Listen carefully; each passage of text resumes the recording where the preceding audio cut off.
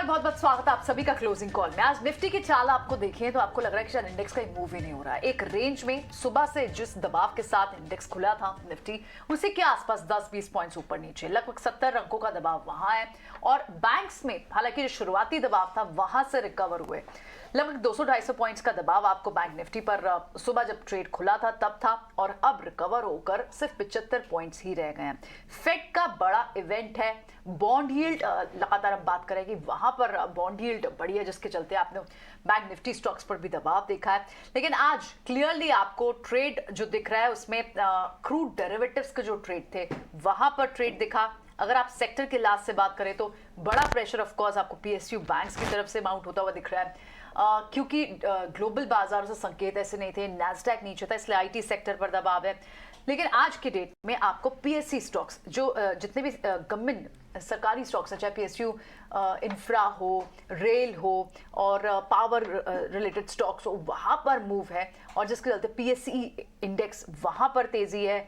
और इनफैक्ट आप दूसरे स्पेसेस में बात करें तो रियल एस्टेट स्पेसेस, एफएमसीजी, और दूसरा जो एक बड़ा सेक्टर है वो है सारा क्रूड डेरिवेटिव्स का, चाहे वो पेंट स्टॉक्स हो, लुब्रिकेंट स्टॉक्स हो, टायर स्टॉक्स हो, पैकेजिंग के स्टॉक्स हो, वहां पर जरूर ट्रेड देखने को मिला।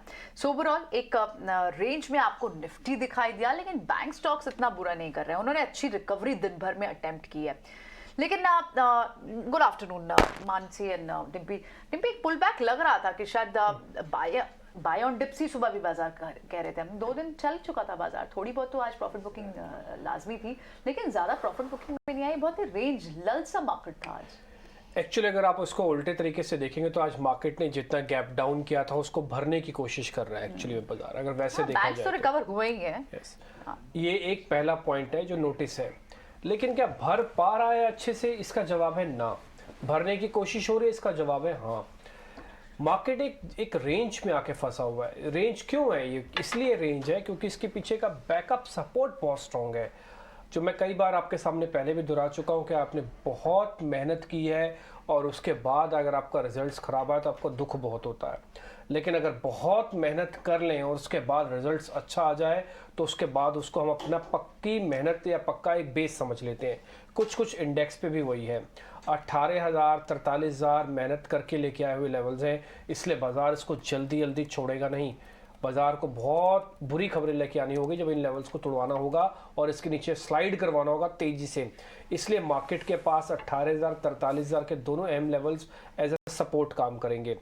क्या फिर यहाँ से बाजार चल जाएगा?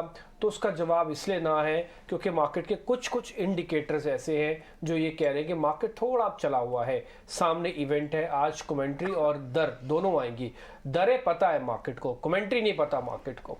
कमेंट्री सख्त आने पर मार्केट की पोजीशंस खराब होगी, दरों के से कोई लेना देना नहीं। 25 बिप्स तो सबको पता है ना, इसमें नई बात क्या है। तो ये कमेंट्री जो है वो छुपा हुआ रुस्तम आज मार्केट के लिए ग्लोबल पैरामीटर्स पे होगा। फिर हमने कुछ डाटा वगैरह चेक किए कि ऑप्शंस का डाटा, ये सब चीज़ें क्या कर रही हैं। देखिए आप विक्स हमने कल सुबह आपको नोटिस करा दिया, कल दिन भर में 8% विक्स ऊपर था। आज ऐसा नहीं हो रहा, आज फियर भी नहीं बढ़ रहा मार्केट के अंदर। इसलिए मार्केट के अंदर ये जो रिकवरी आप देख पा रहे हैं सुबह गैप डाउन के बाद की, ये काबिल तारीफ है। दूसरा पॉइंट, आज सेक्टोरल चर्निंग भी हुई है थोड़ी बहुत। वैसे अगर आप देखेंगे इस रिकवरी के अंदर ज्यादातर शेयरों ने पार्टिसिपेट नहीं किया। अभी आप ग्राफिक्स के जरिए देख पा रहे थे कि निफ्टी के से 35 शेयर लाल निशान में, बैंक निफ्टी के 12 में से 8 शेयर लाल निशान में, लेकिन उसके बावजूद भी बाजार अपने रिकवरी करने में कामयाब हो रहा है। इसका मतलब यह है कि कुछ एक शेयर्स अच्छे चलते हुए दिखे। ट्रेडर स्क्रीन भी मैं अगर आपके स्क्रीन पे ले आते हैं ताकि आप उसको मोटा मोटी देख के बस जज कर रहे हो। उसमें 2 इंपॉर्टेंट चीज़ें डली होती हैं। फर्स्ट, उसमें निफ्टी बैंक निफ्टी के स्टॉप लॉसेस टारगेट है, और दूसरा निफ्टी का भी होता है। ये आपकी स्क्रीन पर है 18,000 से लेकर 18,200। ये 1 जीरो थोड़ी ज़्यादा लगी हुई है, 18,200 ही कर दीजिएगा, नहीं तो 1,82,000 हो गया। ये रेंज नहीं है। दूसरा 43,000 से लेकर 43,500 वाली रेंज है, ये निफ्टी बैंक निफ्टी की रहेगी।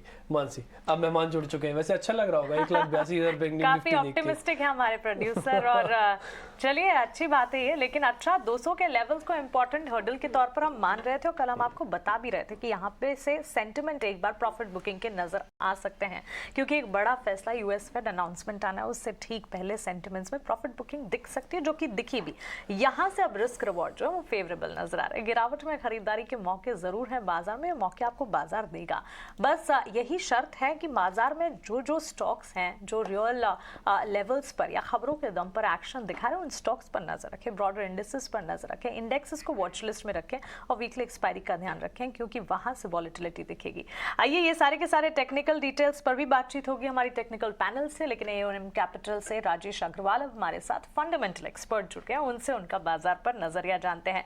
बाजार पर वैसे तो नजरिया Rajesh, good afternoon, overall positive है, डोमेस्टिक मार्केट्स की अपनी ही चाल है जो कि हम देख रहे हैं, लेकिन इन सेंटिमेंट्स को ध्यान में रखते हुए जहां पर चैलेंजेस ग्लोबल मार्केट से कई सारे हैं, उसे हम भूल तो नहीं सकते, नकार भी नहीं सकते, लेकिन डोमेस्टिक सेंटिमेंट्स या कह सकते हैं कि डोमेस्टिक थीम्स पर लगातार फोकस है और डोमेस्टिक थीम्स से जुड़े जो भी स्पेसेस हैं वो इस वक्त काम कर रहे हैं। वेल्थ क्रिएशन के आइडियाज आपके हिसाब से कैसे होंगे?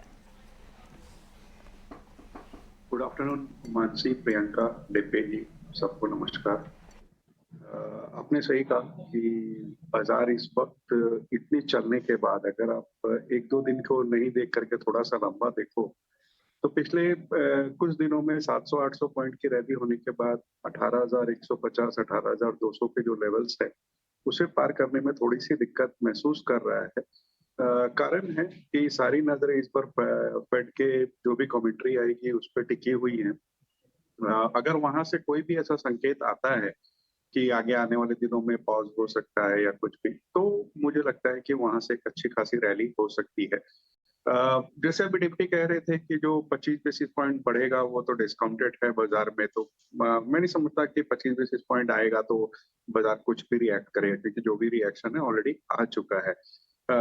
रिसेशन का, फेड हाइक का, ये दो दिक्कतें हैं जो बाजार के सामने इस वक्त है। लेकिन अगर आप नतीजों पे नजर डालो डोमेस्टिक कंपनीज की खास करके, तो प्राइस सभी सेक्टर्स में, प्राइस सभी कंपनियों की जो भी नतीजे आए हैं वो संतोषजनक आए हैं, एक आध को छोड़ दिया जाए तो, और दो दिग्गज आईटी कंपनीज के जहां से नतीजों से निराशा हुई। अदरवाइज नतीजे संतोषजनक आए हैं, बॉन्ड यील्ड्स डाउन है, रुपया स्टेबल है, क्रूड जैसे अभी आप कमेंट्री में बता रही थी कि 75 के भी नीचे चला गया, एक बहुत बहुत कहूंगा कि उत्साहजनक बात है बाजार के लिए। एफएम ने भी वॉशिंगटन में पिछले हफ्ते ये कहा था कि क्रूड अगर रशिया से जरूरत पड़ी तो अपनी ज्यादा आयात कर लेंगे, क्योंकि उनकी पूरी नजर इन्फ्लेशन पे था। इन सब चीजों के मद्देनजर खास करके जो मार्केट की नतीजे आए हैं और जो मैनेजमेंट की कमेंट्री आई है, हम बहुत बुलिश है बाजार में। और हमारा ये मानना है कि कल के इवेंट निकल जाने के बाद अगर बाजार फिर से तेजी पकड़ता है तो इस बार 18,525 तक के लेवल्स आ सकते हैं। जहां तक सेगमेंट की बात है, मैं समझता हूं कि इस वक्त रेलवे, बैंकिंग, ये कुछ एक क्षेत्र है जहां बहुत अच्छी अपॉर्चुनिटीज अभी भी बनी हुई है, बावजूद इसके कि रेलवे में भी और बैंकिंग में भी, दोनों में बहुत तेजी हो चुकी है। चर्चा जारी भी रहती है आगे भी। तो दो स्पेसेस आपने बताए, बुलिश व्यू, आप तो 18,525 की बात कर रहे हैं। इनफैक्ट जब हमने शो शुरुआत की थी तब से ही आप देखें तो बैंक्स में और फर्दर रिकवरी दिन भर भी रही है। अब सिर्फ 40-42 पॉइंट्स ही आपको बैंक निफ्टी पे दिख रहे हैं और निफ्टी भी रिकवर हुआ है। इनफैक्ट अब आप 18,100 के पास निफ्टी को देख रहे हैं। टेक्निकल व्यू ले लेते हैं, क्षितिज गांधी है हमारे साथ, उनसे समझते हैं इस वक्त क्या करना चाहिए। क्षितिज, क्लियरली ऐसा लग रहा है कि जो मॉर्निंग में जो शॉर्ट के ट्रेड्स थे वो कहीं ना कहीं स्क्वायर ऑफ हो रहे हैं बिफोर द बिग इवेंट। इस वक्त आप पोजीशनिंग क्या देख रहे हैं? क्या पुट्स कवर कर, मैक्सिमम पुट्स जो है वो कवर कर रहे हैं ट्रेडर्स? क्या लॉन्ग साइड के भी ट्रेड्स दिख रहे हैं? किस तरह की पोजीशनिंग दिख रही है इस वक्त इंडेक्स पर? बिल्कुल, वेरी गुड आफ्टरनून प्रियंका, और आपके सभी दर्शकों को तो सबसे पहले बहुत बहुत नमस्कार। देखिए, यहाँ पे अगर भारतीय बाजारों की बात करें तो एक रीजन बेसिकली बाजार ढूंढ रहे थे कहीं ना कहीं प्रॉफिट बुकिंग के चलते कि हम लोगों ने देखा पिछले 5 से 6 ट्रेडिंग सेशन में कंटिन्यूसली निफ्टी, बैंक निफ्टी ने अच्छी रैली दिखाई, अच्छे गेन्स दिखाए, और उसके बाद एक जो प्रॉफिट बुकिंग ड्यू थी आज कहीं ना कहीं उस आज के सेशन में जो गैप डाउन ओपनिंग देखने को मिला, वो कहीं ना कहीं ये दर्शा रही है टेक्निकली कि मार्च एक नॉर्मल प्रॉफिट बुकिंग है जो इतने दिन की रैली के बाद आती दिखाई दे रही है। देखिए, करंट सिनेरियो की की अगर बात करें तो बिल्कुल आप यहाँ पे आपने सही पॉइंट आउट किया। 18,000 से 17,950 का जो जोन है अब काफी अहम सपोर्ट की तरह यहाँ पे काम करेगा। साइकोलॉजिकल लेवल भी 18,000 का यहाँ पे सपोर्ट की तरह काम करेगा। अब यहाँ पे अगर हम लोग डेरिवेटिव पॉइंट डेटा पॉइंट से देखें तो यहाँ पे कहीं ना कहीं पुट राइटर्स थोड़ा सा ओपन इंटरेस्ट ऐड करते दिखाई दे रहे हैं 18,000 की स्ट्राइक में। वहीं पे अगर हम लोग कॉल ऑप्शन डेटा की तरफ देखें तो 18,200 की स्ट्राइक पे यहाँ पे कॉल्स ऐड होती दिखाई दे रही है। पर देखिए काफी बड़ा इवेंट है आज, फेडरल रिजर्व की तरफ से किस तरह की कमेंट्री आती है, तो कहीं ना कहीं ट्रेडर्स थोड़ा सा भी यहाँ पे साइडलाइन रहने की कोशिश करें। That's why this is the reason कि आज के सेशन में हम लोग एक साइडवेज मूव्स निफ्टी के अंदर या बैंक निफ्टी के अंदर देख रहे हैं। पर जिस तरीके की रिकवरी पिछले आधे घंटे में लोअर लेवल से देखने को मिली है, पॉइंट यहाँ पे यही करता है, डेटा पॉइंट ऑफ व्यू से, टेक्निकल पॉइंट ऑफ व्यू से यही सिग्नल्स निकल के आते हैं कि किसी भी डिप पे हमें बाइंग करने की स्ट्रेटेजी यूज करनी चाहिए। तो पुट से फिलहाल के लिए थोड़ी सी दूरी बना के रखें, और किसी भी डिप पे हम लोग यही सलाह देंगे कि किसी भी डिप पे अगर आपको अच्छे भाव मिलते हैं स्टॉक्स में, निफ्टी में, इंडेक्स में, वहां पे हम बाय करने की ही अपॉर्चुनिटीज को तलाश करेंगे। अपॉर्चुनिटी ढूंढ रहे हैं, शॉर्ट ट्रेड अपने कवर कर रहे हैं। अब समझ लेते हैं सुदीप से भी। सुदीप, वेरी क्विकली एक्शन क्या लेंगे आप? क्या लॉन्ग के ट्रेड्स ले रहे हैं यहाँ से, या आप भी सिर्फ शॉर्ट्स कवर कर रहे हैं? प्रियंका जी, हमने शॉर्ट किया ही नहीं था मॉर्निंग में, बिकॉज हमको ये था कि 18,050 18,030 का एक इंपॉर्टेंट सपोर्ट है, जब तक वो नहीं टूटता है तब तक हम शॉर्ट नहीं जाएंगे, बिकॉज एक अच्छा बेस फॉर्मेशन वहां पे और पहले प्रायर रेजिस्टेंस था जो अब सपोर्ट बन गया है। And on the other and bank Nifty में ज्यादा स्ट्रेंथ था कि 43,000 43,100 का एक बहुत इंपॉर्टेंट सपोर्ट था। अगर वो टूटता था तो ही हम एक बार प्रॉफिट बुकिंग के बारे में सोचते थे, बट हम बाय ऑन डिप्स के ही मोड में थे। और यहाँ पे भी हम क्या कर रहे हैं कि स्टॉक स्पेसिफिक ज्यादा ये एक्शन ले रहे, जैसे HDFC बैंक के लार्ज कैप्स में, ICICI बैंक के, यहाँ पे हमें थोड़ा अच्छा लग रहा है पोजिशनली। बट अगर हम आज के ट्रेडिंग कॉल्स की बात करें तो मुझे दो स्टॉक्स जो यहाँ पे अच्छे लग रहे हैं वो है आदित्य बिरला कैपिटल। अब ये स्टॉक ने क्या किया है, पिछले 7-8 महीने का जो इसका जो एक हाई था दिसंबर 2022 का, उसके बाद भी अप्रैल में एक हाई बनाया था, ये दोनों स्विंग हाइस के ऊपर स्टॉक सस्टेन कर रहा है। एंड हम ये देख रहे हैं कि मार्केट में हल्का भी प्रॉफिट बुकिंग आ रहा है, बट ये स्टॉक में कहीं पे भी 165 164 के नीचे स्टॉक नहीं जा रहा है, और हर एक डिप्स पे बाइंग आ रही है। मूविंग एवरेजेस वाइज अगर देखें तो भी इंडिकेशन यही है कि स्ट्रेंथ है वो स्टॉक में, और डेली वीकली चार्ट पे भी अच्छा लग रहा है। तो मुझे लग रहा है यहाँ पे 165 के स्टॉप लॉस से आदित्य बिरला कैपिटल बाय कर सकते हैं, और टारगेट रहेगा 180। दूसरा स्टॉक होगा अपोलो टायर। हम ये देख रहे हैं कि टायर्स में बहुत अच्छा एक्शन आ रहा है, जेके टायर, अपोलो टायर, MRF। और अपोलो टायर ने 6 महीने का जो एक कंसोलिडेशन था 335 340 के लेवल्स के ऊपर, स्टॉक ने 2 दिन पहले एक ब्रेकआउट दिया था, और हम ये देख रहे हैं कि आज एक वॉल्यूम के साथ फॉलो अप एक्शन आ रहा है। सारे मेजर मूविंग एवरेजेस के ऊपर है, डेली वीकली चार्ट्स भी बहुत ज्यादा पॉजिटिव स्पेस दिखा रहे हैं। तो मुझे लग रहा है यहाँ पे 345 के स्टॉप लॉस से बाय कर सकते हैं 375 के टारगेट के लिए। ओके, ठीक है, आपने कुछ एक स्टॉक्स बता दिए, हमने अच्छे से नोटिस भी किए हैं। क्षितिज, आप भी अपने शेयर्स बता दीजिए। देखिए यहाँ पे हम लोग इनफैक्ट मॉर्निंग से देख रहे हैं इंडेक्स थोड़ा सा यहाँ पे साइडवेज मूव दिखा रहा है, बट कहीं ना कहीं स्टॉक्स के अंदर अच्छी बाइंग होती दिखाई दे रही है। जैसे कि अभी इन्होंने सर ने बताया अपोलो टायर्स के बारे में। अगर ऑटो स्पेस में हम बात करें तो ऑटो सेक्टर यहाँ पे अच्छा बेस बिल्डअप करता दिखाई दे रहा है। अगर ऑटो स्पेस में से बात करें तो मारुति के नंबर्स आने के बाद जिस तरीके की परफॉर्मेंस कल के सेशन में देखने को मिली स्टॉक के अंदर, मुझे लगता है यहाँ से फॉलो अप बाइंग बिल्कुल स्टॉक के अंदर आने वाले सेशंस में भी देखने को मिल सकती है। तो पहली पिक रहेगी मेरी मारुति के अंदर। अभी फिलहाल ट्रेड कर रहा है स्टॉक 1815 के लगभग। यहाँ पे मुझे लगता है ट्रेडिंग बैट ली जा सकती है, लॉन्ग बैट करने की हम सलाह देंगे। अपसाइड में स्टॉक के पोटेंशियल है 9050 तक के लेवल्स को टेस्ट करने का। ट्रेडिंग के पर्सपेक्टिव से बात करें तो स्टॉप लॉस लगाने की जरूरत है 8650 के नीचे। दूसरा जो स्टॉक रहेगा अगेन लॉन्ग साइड पे ही मैं बैट करना चाहूंगा, स्टॉक का नाम है हेवल्स इंडिया। हेवल्स की अगर बात करें तो वीक ऑन वीक बेसिस पे काफी बड़ी कंसोलिडेशन फेज देखने को मिली हेवल्स के अंदर, और हम लोगों ने देखा बीते कई दिनों में एक अंडर परफॉर्मर भी रहा है स्टॉक कहीं ना कहीं। तो आज के सेशन में हम लोगों ने एक अच्छे राइजिंग वॉल्यूम्स के साथ राइजिंग प्राइस देखने को मिला है, बड़े कंसोलिडेशन के बाद एक बड़ा ब्रेकआउट देखने को मिला है। तो ट्रेडिंग बैट यहाँ पे लेना चाहूंगा मैं लॉन्ग साइड पे हेवल्स के अंदर। स्टॉप लॉस है मेंटेन करने की जरूरत है 1200 रुपए के नीचे। स्टॉक लगभग ट्रेड कर रहा है 1237 1238 के लगभग। अपसाइड में मुझे लगता है स्टॉक में पोटेंशियल है 1300 तक की तरफ मूव करने का। तो दोनों ही बैट मेरी बाइंग साइड पर रहेगी, मारुति एंड हेवल्स।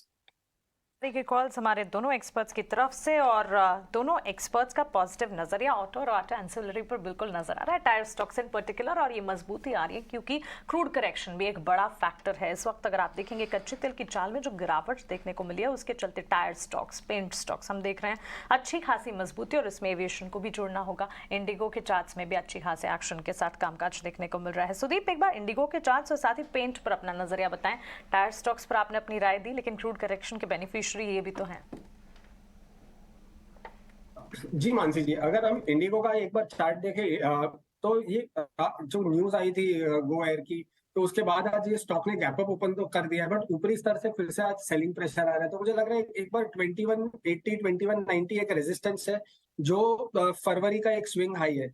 तो जब तक ये लेवल क्रॉस नहीं होता है 2180 का, तो मुझे लग रहा है एक बार 2130 2100 का एक रिटेस्ट हो सकता है, एंड फिर यहाँ से स्टॉक वापस से कंसोलिडेट करके चलेगा। तो मुझे लग रहा है ये लेवल से इंडिगो में लॉन्ग ना जाए कि अर्ली मॉर्निंग जो एक पॉजिटिव न्यूज था वो प्ले आउट हो चुका है और अब ये थोड़ा प्रॉफिट बुकिंग आ रहा है। अगर हम पेंट्स की बात करें तो पेंट्स में एशियन पेंट्स बहुत अच्छे कंसोलिडेशन के बाद ब्रेकआउट दे रहा है। कि अगर हम देखें कि स्टॉक ने अराउंड जनवरी से लेके 2900 से 2750 के रेंज के बीच में स्टॉक ट्रेड करा था, और आज एक अच्छा ब्रेकआउट भी हम देख रहे हैं वॉल्यूम्स के साथ। हालांकि इवेंट के पहले शायद से सस्टेन नहीं हो रहा है, पर ओवरऑल ट्रेजेक्टरी स्टॉक की अच्छी है। तो मुझे लग रहा है पेंट्स में एशियन पेंट्स, बर्जर पेंट्स दोनों ही मौजूदा स्तरों से अच्छे लगते हैं, और ये बहुत जल्दी बहुत फास्ट नहीं चलेंगे जैसे दूसरे मिड कैप चल रहे हैं। ये स्लो एंड स्टेडी स्टॉक्स है, but good stocks in portfolio, and अगर क्रूड करेक्ट और होता है तो ये और बेनिफिशियरी होंगे ये क्रूड के डाउन मूव के। तो ये पोर्टफोलियो में लेके रखने लायक तो स्टॉक है ही from the next 3 to 6 months perspective. ये पोर्टफोलियो स्टॉक्स भी आप पोजिशनल व्यूज भी दे रहे हैं, लेकिन कुछ स्टॉक्स हैं टाइटन बहुत ही लल मूवमेंट में है, कल भी आज भी। इनफैक्ट आप टाइटन में एक बड़ी मूव पहले देख चुके हैं, हालांकि गोल्ड प्राइसेस सर्च पे है, फिर भी उसके नंबर्स आने हैं। एक बार समझ लेते हैं टाइटन के नंबर्स एक्सपेक्टेशन होनी क्या चाहिए। डिफरेंट कैटेगरी पे एक प्रीव्यू तैयार किया है विनी ने, उससे समझ लेते हैं, फिर कुछ और ट्रेड्स भी डिस्कस करेंगे। विनी बताएं टाइटन के नंबर से क्या एक्सपेक्टेशन होनी चाहिए। टाइटन अपने Q4 FY23 नंबर्स रिपोर्ट करने वाले हैं। वहाँ पे देखा जाए तो रेवेन्यू ग्रोथ अराउंड 24% की रेवेन्यू ग्रोथ एक्सपेक्टेड है, और प्रॉफिट्स में भी 54-55% की ग्रोथ लगभग एक्सपेक्ट कर सकते हैं। वाइल ऑपरेटिंग परफॉर्मेंस है वहाँ पे भी एक्सपेंशन एक्सपेक्टेड है मार्जिन्स में, तो अराउंड 100 बेसिस पॉइंट से ज़्यादा की EBITDA margin expansion growth expected है। नाउ रेवेन्यू ग्रोथ को क्या सपोर्ट कर रहा है ओवरऑल, तो हायर कॉन्ट्रीब्यूशन वॉचेस, वेरेबल और इमर्जिंग बिजनेस से अभी आ रहा है, वहाँ पे काफ़ी अच्छी ग्रोथ देखी हुई है। और Q4 अपडेट में ये भी कंपनी ने हाईलाइट किया था कि उन्होंने स्ट्रॉन्ग ग्रोथ देखी थी वॉचेस सेगमेंट में, जो वहाँ पे 41% ग्रोथ है ईयर ऑन ईयर बेसिस पे, और ओवरऑल आईवेयर बिजनेस में भी 22% की ग्रोथ है। तो strong growth even other businesses में भी है ज्वेलरी के अलावा। ना ज्वेलरी में उन्होंने ये हाईलाइट किया है, इंपॉर्टेंट पॉइंट है कि जो जैन फेब में थी वहाँ पे स्ट्रॉन्ग कंज्यूमर सेंटिमेंट थी, पर मार्च महीने में थोड़ी सबड्यूड सेंटिमेंट थी, क्योंकि गोल्ड प्राइसेस भूलिए मत वहाँ पे काफ़ी स्पाइक आ गया था गोल्ड प्राइसेस में, तो उसकी वजह से मे भी थोड़ी कंज्यूमर सेंटिमेंट पे इम्पैक्ट आ सकती है। ये एक फैक्टर हम वॉच आउट करेंगे, और कमेंट्री भी वॉच आउट करेंगे कि अब क्या ट्रेंड आ रहा है कंज्यूमर सेंटिमेंट के लिए। उसके अलावा स्टडेड रेशियो में एक्सपेक्टेड है कि इंप्रूवमेंट होगी, 35% पे एक्सपेक्टेड है स्टडेड रेशियो, और प्रॉफिटेबिलिटी में भी अक्रॉस सेगमेंट्स, बिजनेस सेगमेंट्स में इंप्रूवमेंट एक्सपेक्टेड है। All in all factors to watch out for में क्या है, वन तो कमेंट्री क्या आ रही है, गोल्ड प्राइसेस पे इम्पैक्ट क्या है, कंट्रीब्यूशन क्या आ रही है, और कॉम्पिटिटिव लैंडस्केप क्या है कंपनी की, और प्रोडक्ट मिक्स क्या है, ये इंपॉर्टेंट फैक्टर्स है वॉच आउट करने के लिए। ये बहुत बहुत शुक्रिया ये सारे डिफरेंट कैटेगरी के इंपॉर्टेंट एक्सपेक्टेशन हाईलाइट करने के लिए। अब कुछ और स्टॉक्स को भी डिस्कस कर लेते हैं कि बिफोर द फेड इवेंट क्या यहाँ पर ट्रेड्स होने चाहिए। इनफैक्ट बैंक्स में इस वक्त क्या पसंद आ रहा है, बैंक्स जिस तरह का रिकवरी अटेम्प्ट कर रहे हैं यहाँ पर क्षितिज, बैंक्स में आप क्या कुछ प्लस करना चाहेंगे। HDFC बैंक को आप पीछे देखें, अभी थोड़ी देर में रिकवरी में सबसे बड़ा रोल जो प्ले हो रहा है वो बिग बैंक्स का हो रहा है। HDFC बैंक क्या यहाँ से प्लस करेंगे। प्रियंका, यहाँ पे अगर हम लोग बात करें HDFC बैंक की या किसी भी बैंकिंग स्टॉक की, अच्छे खासे यहाँ पे रनअप ऑलरेडी देखने को मिला है, बट करंट लेवल्स पे अगर मैं यहाँ पे बैट करना चाहूंगा तो मुझे लगता है कंपैरेटिव बेसिस पे ICICI bank would be a better bet to go long from here on. Technical setup पे काफी अच्छा यहाँ पे पैटर्न डेवलप कर रहा है स्टॉक। एक 3 से 4 दिन से हम लोग देख रहे हैं स्टॉक में कंसोलिडेशन मोड जरूर ऑन है। हो सकता है फेडरल रिजर्व की तरफ से जो मीटिंग होनी है, जो स्टेटमेंट्स आनी है, उसके चलते बैंकिंग काउंटर कहीं ना कहीं एक पॉज लेता दिखाई दे रहा है, लेकिन टेक्निकली मुझे लगता है ICICI bank would be a better bet to go long from here on. Stock में अभी भी काफी पोटेंशियल है अपसाइड में मूव करने का, तो यहाँ पे अगर कोई लॉन्ग बेट करना चाहता है तो आईसीआईसीआई बैंक के ऊपर नजर बना के रख सकते हैं। डाउन साइड में मुझे लगता है 905 रुपए से 900 रुपए तक का जोन काफी अच्छा सपोर्ट की तरह काम करेगा, और इनफैक्ट जब तक 900 रुपए के ऊपर स्टॉक होल्ड कर रहा है, स्लो एंड स्टेडी अपसाइड 950 तक मूव करने का पूरा पूरा पोटेंशियल लगता है। तो बैंकिंग काउंटर में से अगर नजर बनानी है तो ICICI bank would be my bet from my side. Rajesh sir, आपको एक शेयर का नाम बताऊं, आप भी जब देखेंगे उसकी चाल को तो आपको बड़ी हैरानी होगी। वो है इंजीनियर्स इंडिया। एक बार जरा आप दिखा सकते हैं इंजीनियर्स इंडिया, EIL के नाम से मिलेगा, आपकी स्क्रीन पर आएगा इंजीनियर्स इंडिया। सर इस शेयर को क्या हो रहा है, ये एकदम से चल क्यों रहा है? अभी आप कह भी रहे थे ना कि सरकारी कंपनीज के अंदर मूवमेंट है। सर ये 16.5% साल में नहीं चलता, ये एक दिन में चल गया, साल में नहीं चलता इंजीनियर्स इंडिया।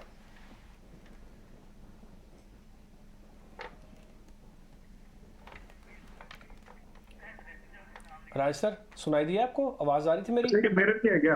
हाँ आपसे ही है सर, आपसे। आपका नाम ही राजेश है, मेरा तो डिम्पी काल रहा है। देखिए ऐसा है कि बहुत दिनों से पिटा हुआ शेयर था, बावजूद इसके कि ऑर्डर बुक अच्छी है, डेट फ्री कंपनी है, ऑयल एंड गैस सेक्टर को केटर करती है, और सबसे बड़ी बात है कि वैल्यूएशन अगर आप देखो तो भले वो प्राइस टू बुक हो, प्राइस टू अर्निंग हो या डिविडेंड यील्ड हो, सारे ही में पायदान पे बहुत खरी उतरती है। ये जुदा बात है कि एक दिन में 17-18% बहुत रेयर ऐसा मूवमेंट देखने को मिलता है, लेकिन मुझे लगता है कि स्टॉक 110-115 तक जाने की क्षमता रखता है। तो अगर किसी के पास है तो मैं कहूंगा बने रहना चाहिए। नई खरीदारी के लिए थोड़ा सा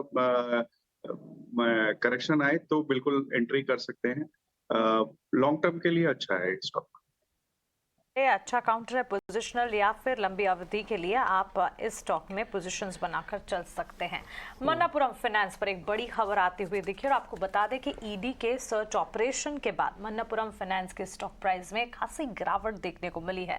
क्या है ये सर्च ऑपरेशन और किस तरह के मायने हैं इस ऑपरेशन के, और इस बड़ी गिरावट के पीछे की वजह भी समझने की कोशिश होगी। स्टॉक पर भी रिएक्शन लेंगे, लेकिन उससे पहले समीर के पास कुछ डिटेल्स है, उनसे समझते हैं। समीर बताइए।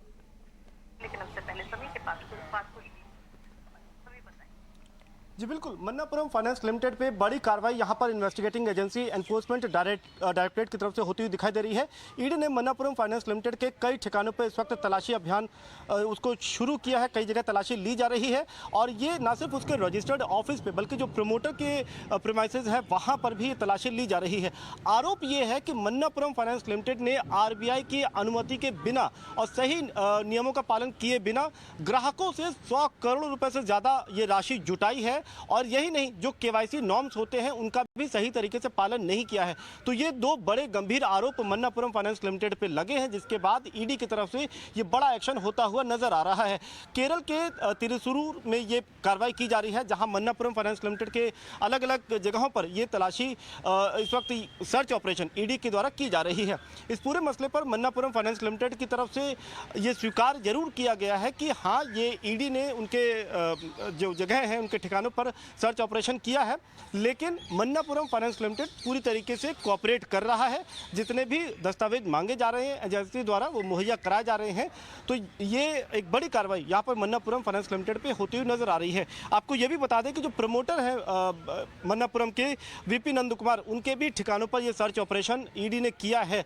तो एक बड़ा एक्शन यहाँ पर, और गंभीर आरोप ये कि 100 करोड़ रुपए से ज्यादा की राशि बिना सही नियमों का पालन किए, बिना RBI की अनुमति के ये राशि जुटाई गई है, और यहाँ से ये तय माना जा रहा है कि आने वाले दिन मन्नापुरम फाइनेंस लिमिटेड के लिए और भी मुश्किल भरे हो सकते हैं। बहुत इंपॉर्टेंट डिटेल्स हैं जो आप हम तक पहुंचा रहे हैं। तो ईडी के सर्च ऑपरेशन के चलते हम दिख रहे हैं मन्नापुरम फाइनेंस में एक बड़ी गिरावट, और यहां से और ज्यादा गिरावट के पूरे आसार नजर आते हुए। लेकिन चलिए आगे बढ़ते हैं, और कुछ और स्टॉक्स जो कि नतीजों के दम पर एक्शन दिखा सकते हैं, इस पर नजर डालते हैं। केमिकल प्लेज, राजेश आपसे ही जानना चाहेंगे, केमिकल स्टॉक्स में एक्शन भी देखना, और टाटा केमिकल्स के नतीजे आने वाले हैं, चाहे सालाना आधार पर देखें या तिमाही आधार पर देखें, अनुमान अच्छे नतीजों का है। मार्जिन में चाहे फिर US बिजनेस हो या इंडिया बिजनेस हो, इंप्रूवमेंट की ही एक्सपेक्टेशंस नजर आ रही है। और all in all chemical sector के लिए केपेक्स के जो रोबस्ट प्लान्स हैं, ऑर्डर इनफ्लोज जो काफी अच्छा प्ले आउट कर रहे हैं। कैसे देखते हैं इस सेक्टर को आप? से बहुत पॉजिटिव है, क्योंकि अगर आप देखो तो 2 साल पहले जो चाइना प्लस का फैक्टर हुआ था, उसके बाद केमिकल स्टॉक में भयंकर तेजी हुई थी, और उसके बाद जो लास्ट 6-8 महीने की पोजीशन अगर आप देखो तो बावजूद अच्छे फंडामेंटल्स के बावजूद केपेक्स होने के डिमांड बढ़ने के सारे ही स्टॉक ने अच्छा खासा करेक्शन दिया। कई तो दिग्गज स्टॉक्स ने 30-30, 40-40% का कट दिखाया। मैं समझता हूँ कि अब वो समय आ गया है जहाँ पर थोड़ी बॉटम फिशिंग की जा सकती है। टाटा केमिकल्स की आपने बात की, थोड़ी दिक्कत आई थी कि कॉस्टिक के प्राइसेस डाउन हुए थे, उस वजह से थोड़ा प्रेशर देखने को मिला था। लेकिन मुझे लगता है कि ये स्टॉक 1080, 1090 तक जाने की क्षमता बहुत एक आध क्वार्टर के अंदर ही रखता है। इसके अलावा अगर केमिकल्स में दूसरा स्टॉक जो हमें बहुत पसंद आता है, उसकी बात की जाए तो हमें लगता है कि दीपक नाइट्राइट, जहाँ की उनके प्रोडक्ट प्रोफाइल बहुत बड़े हैं, कैपेक्स लगभग हो चुका है, फिनोलिक्स का बिजनेस अच्छा चल रहा है। ये सब चीजों के मद्देनजर मुझे लगता है दीपक नाइट्राइट में एक बार पोजीशन बनानी चाहिए, और कम से कम अगर आपका 2 से 3 क्वार्टर का नजरिया हो तो मौजूदा स्तर से 15 से 20% की बढ़त बिल्कुल आ सकती है। ओके, ये तो केमिकल स्टॉक पर बात रही। एक बार आप क्षितिज, जितने भी एफएमसीजी बिग ब्रांड्स हैं, चाहे ब्रिटानिया हो, नेस्ले, और for that matter mid cap में आपके डाबर मैरिको जैसे हो, यहाँ पर भी मूव काफ़ी स्ट्रॉन्ग है एफएमसीजी प्ले के लिए। ठीक है, कुछ परसेंट तक पैकेजिंग कॉस्ट सस्ती होती है जब थोड़ा सा क्रूड का इम्पैक्ट पड़ता है, लेकिन at the same time volume growth, वो तो खैर फंडामेंटल सारे रीजंस रहेंगे, numbers, volume growth, inflation peak out होता हुआ। अभी टेक्निकली किस तरह का चार्ट पैटर्न दिख रहे हैं? इनमें से कोई स्ट्रॉन्ग काउंटर जो आपको यहाँ ऐड करने के लिए पसंद आ रहा हो, फॉर दैट मैटर डाबर हो या ब्रिटानिया हो?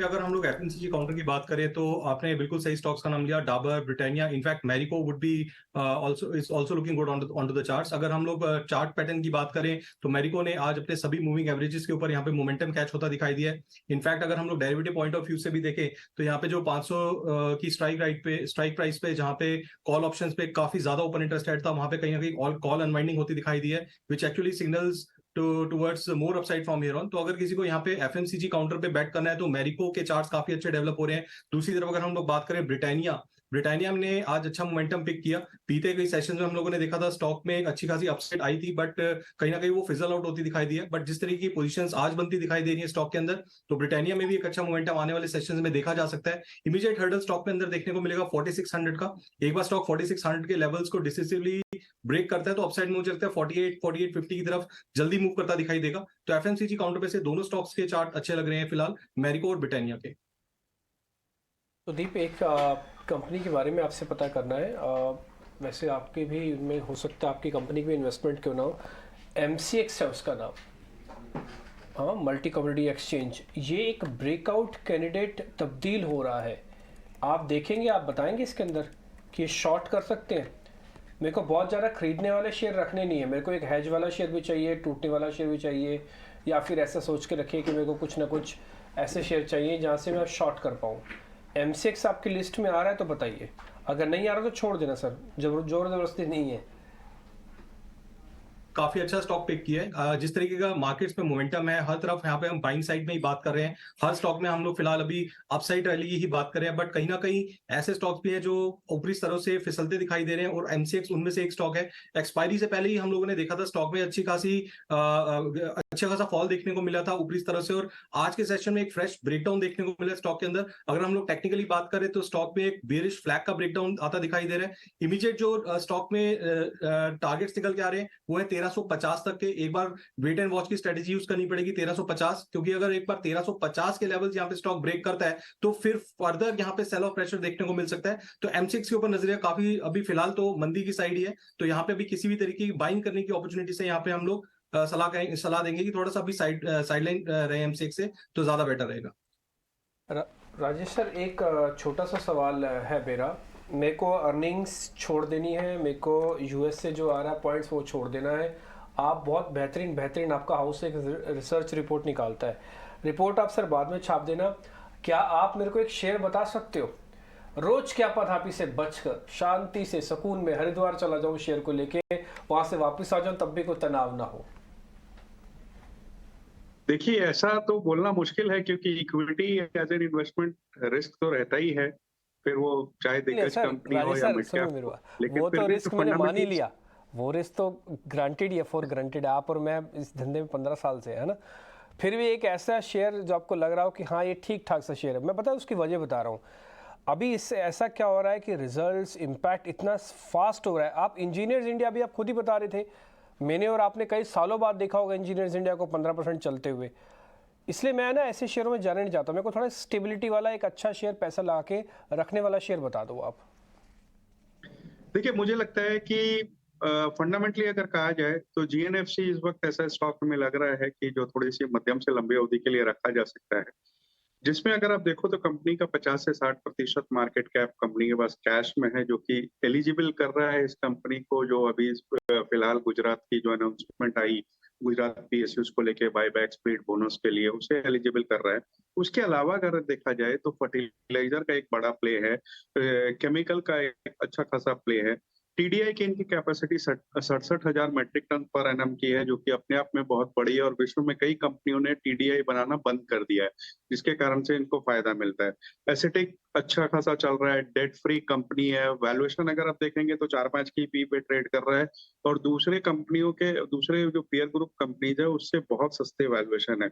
1200 से 1500 करोड़ की इनकी एक्सपेंशन अनाउंस की हुई है, जो कि मुझे लगता है कि आने वाले दिनों में स्टॉक में बहुत अच्छा मूवमेंट दे सकती है। तो इस स्टॉक को अगर आप लेके रखते भी हो तो मुझे लगता है कि जो वैल्यूएशन में जो कंफर्ट आपको आ रहा है ना, उसे आप कंटिन्यू कर सकते हैं। राजेश जी को दुविधा में डाला ऐसा एक स्टॉक पूछकर, लेकिन थोड़ी देर में वापस आपकी तरफ आ रही हूँ। खबर गर्म है वाले शेयर्स आप हमें बताने जा रहे हैं, लेकिन उससे पहले चीनी की मिठास जो कि बड़ी है, इस पर सुदीप आपसे राय जानना चाहेंगे। Dhampur sugar, Dwarikesh sugar almost 3-3.5% के अप मूव्स, और लगातार शुगर स्टॉक्स में मोमेंटम तो हमने देखा ही है। मिड कैप प्लेज में one of the themes, one of the spaces जो कि अच्छा एक्शन दिखाते हैं। क्या यहाँ से और ज्यादा मजबूती की गुंजाइश है?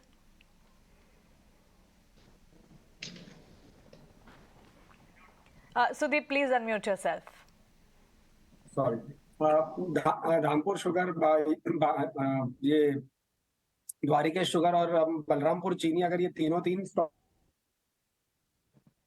के बारे में अगर देखें तो मुझे लग रहा है चार्ट पैटर्न वाइज बलरामपुर चीनी ज्यादा बेटर है ये सबसे, क्योंकि एक कंसोलिडेशन के बाद बलरामपुर चीनी एक हायर ट्रेजेक्टरी में ही था, वहां से कंसोलिडेशन हुआ है और वहीं से एक बार अब वापस एक ब्रेकआउट के एक्सपेक्टेशन दे रहे हैं मुझे लग रहा है।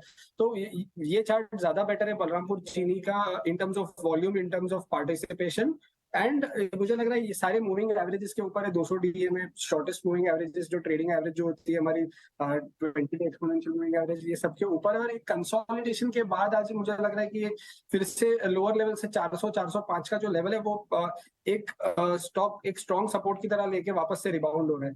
तो मुझे लग रहा है यहाँ से एक बलरामपुर चीनी में बाई बनता है with 400 stop loss and 445 target. और रही बात अगर हम धामपुर शुगर की भी एक बार उसके भी चार्ट्स अगर चेक कर ले तो एक बहुत बड़ा फॉल आया था धामपुर शुगर में 520 से 200 रुपया, 180 रुपए, तो वहां से ये फर्स्ट साइन ऑफ रिवर्सल है। और अभी जो आज मोमेंटम स्टॉक ने पकड़ा है वो पिछले 10-12 दिन का जो एक कंसोलिडेशन है 235 से लेकर 245 टू 247 तक उसके बाहर निकला है। तो एक्सट्रीम शॉर्ट टर्म में अगर ये ट्रेड करना है तो 245 के स्टॉप लॉस से 260 ठीक है, तो चलिए 270 के टारगेट्स आ सकते हैं, पर इसमें एक रेजिस्टेंस जो है वो 275 टू 80 के करीब है, वहां पे एक बार थोड़ा हमें ध्यान रखना पड़ेगा।